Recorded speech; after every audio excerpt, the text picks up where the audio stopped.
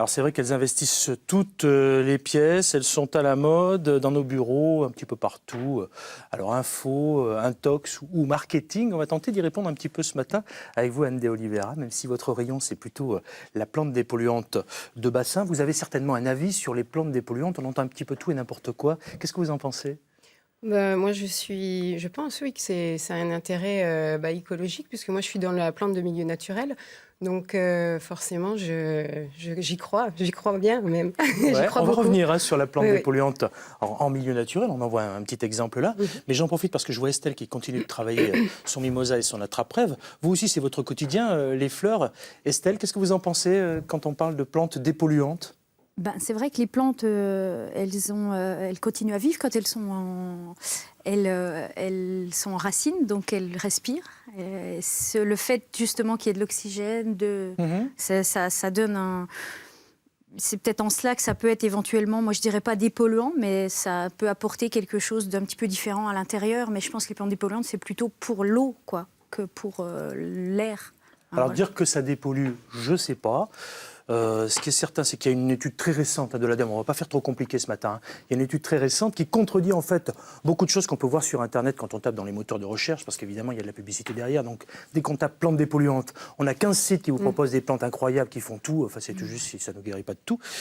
C'est assez compliqué, néanmoins l'enquête de l'ADEME qui vient d'être donnée très récemment dit qu'il n'y a pas de plantes dépolluantes, mais des plantes qui peuvent assainir, c'est pas tout à fait pareil, on joue un peu sur les mots, on ne dépolluera jamais assez par rapport par exemple à l'aération tout simplement de sa maison. Voilà, donc on va peut-être tordre le cou à quelques idées reçues, c'est pas certain qu'il y ait des plantes dépolluantes, mais des plantes qui font du bien, ça peut exister. En tout cas, pour l'extérieur, et ça c'est votre rayon, Anne de Oliveira, il n'y a pas de souci, il y a des plantes qui dépolluent vraiment les sols, ça c'est votre quotidien. Voilà, c'est ça. Il y a certaines plantes comme tout le monde les connaît, le roseau par exemple. Alors moi je connais pas.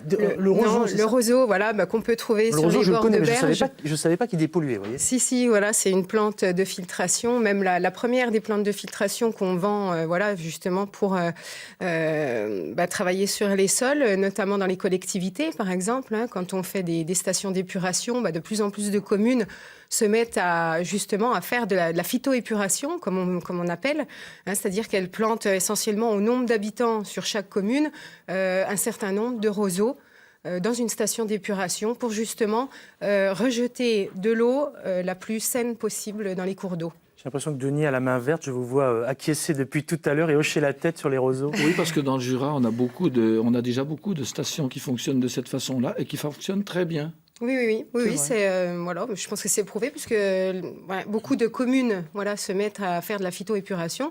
Donc je pense que quelque part, déjà au niveau du coût, c'est pas un coût exorbitant comme une station d'épuration traditionnelle. L'entretien est pas très contraignante. Et puis ça a fait ses preuves. Je pense que voilà, c'est une solution d'avenir, à mon sens. Très bien, on respecte parfaitement. J'ai bien compris le roseau pour dépolluer pour l'extérieur, mais existe-t-il vraiment des plantes dépolluantes ?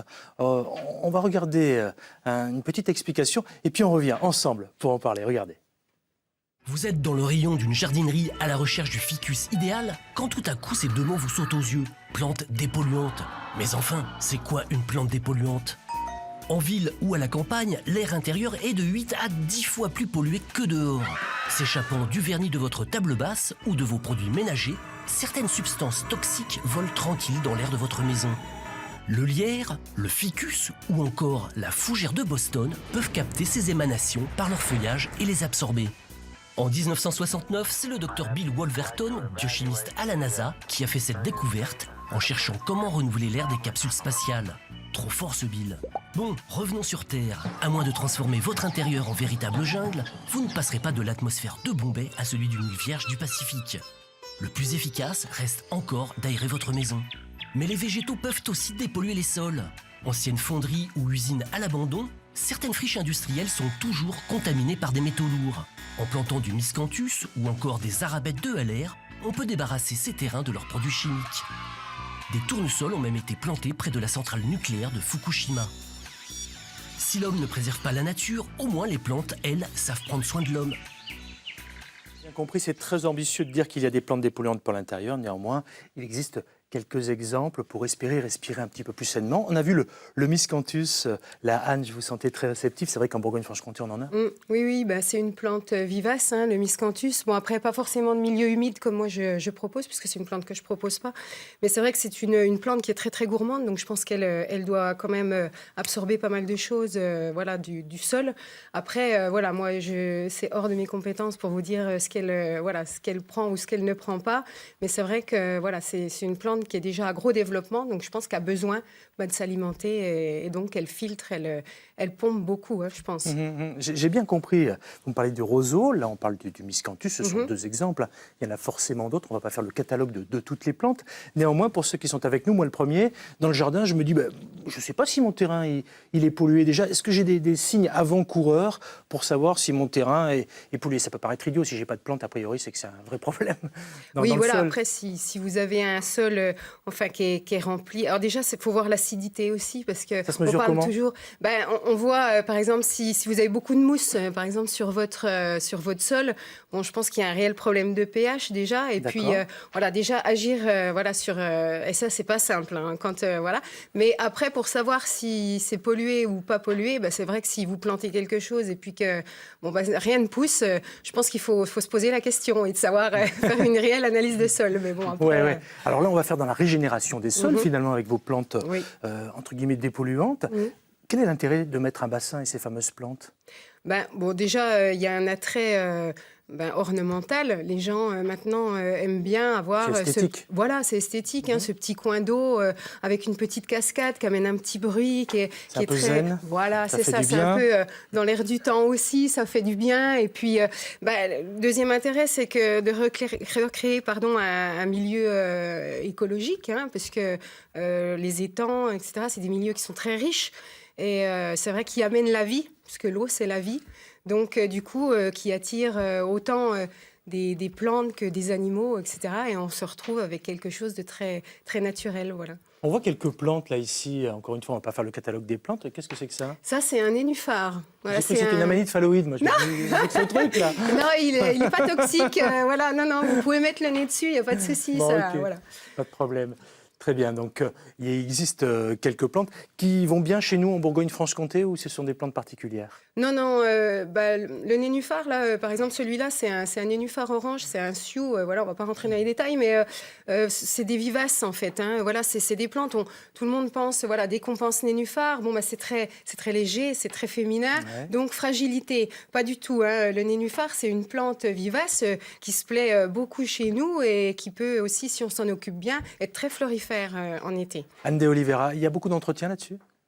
Non, pas énormément. Moi, je pense qu'il faut, les gens, ils s'effraient un petit peu, parce que c'est un milieu qui est un peu méconnu, et puis ils se disent, oh là là, comment je vais m'en sortir?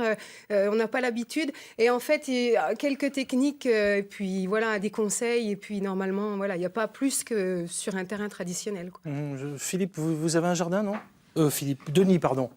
Actuellement, non, mais j'en ai eu un, effectivement, ça m'intéresse bien parce que j'ai eu un petit bassin à un moment donné. Et je trouve que c'est très intéressant d'avoir tout ce milieu de vie avec toutes les plantes et les petits animaux qu'on peut y trouver, genre géris, no-connect, ces choses-là. C'est toujours très intéressant. Oui. Il faut compter un budget d'environ combien là, pour avoir des plantes dépolluantes dans son jardin? Après, ça dépend, si vous faites vous-même ou si vous faites faire aussi. Bon, c'est vrai que la taille du bassin aussi, parce qu'il y a des gens, ils achètent des petits bassins préformés et puis ils font quelque chose de sympa autour avec des petites vivaces, des petits arbustes, puis ça recrée un petit environnement, très bucolique, très très joli. Et puis après, je peux pas trop vous dire de prix parce que il y a tellement de facteurs qui entrent en jeu, mais c'est vrai que c'est un investissement quand même, quoi. Voilà. En tout cas, merci pour toutes ces précisions.